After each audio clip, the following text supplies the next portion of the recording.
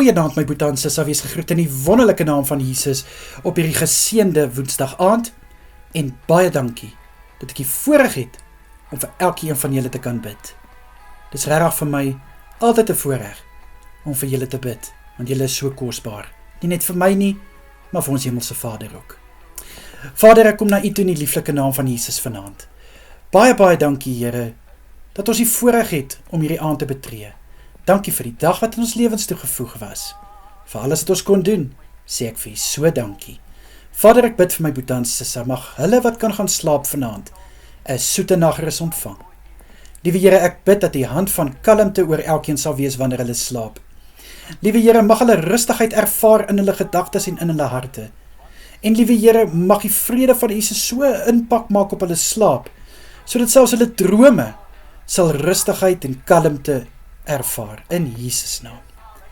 Liewe Here, vir die wat werk vanaand, bly ek vir U sê dankie vir die voorbeeld wat hulle stel, dat ten spyte van ure en tye, is hulle nog steeds bereidwillig om te werk, om vir hulle families te sorg. Ons eer hulle in Jesus naam. Ek bid, Here, dat hulle versterk sal wees, gevul sal wees met krag en met wysheid, om hulle werk te kan doen tot die beste van hulle vermoë. Mag daar 'n seën wees oor bevordering, 'n seën oor hulle werksituasie, 'n seën oor hulle toekoms, 'n seën oor hulle gesondheid, in Jesus Christus naam. Vader, my gebed is, dat U ook asseblief vir elke boetie en sissa, wat vanaand 'n selgroep gaan bywoon. Vader, ek bid dat hulle gevul sal wees, met 'n woord wat hulle kan vat en hulle eie maak. Ek bid, liewe Here, vir elke selgroep byeenkoms, aanlyn of fisies. Mag daar iets oopgebreek word, liewe Here, deur die Heilige Gees. Mag die boodskap op so 'n manier gebring word, dat elkeen dit sal verstaan, en dit kan gaan uitleef. Vader, my gebed is ook, vir elke aktiwiteit wat gaan plaasvind by kerke vanaand. Of dit nou 'n kursus is, Bybelstudie, Bybelklas, gebedsgroep, wat ook al, bid ek vir U hand oor al die verrigtinge.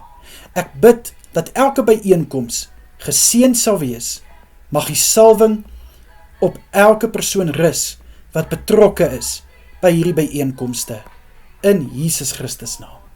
Vader, ek bid dat U asseblief elke boetie en sissa sal beskerm deur hierdie onbekende aand en dat U vir elkeen sal veilig hou waar hulle self bevind.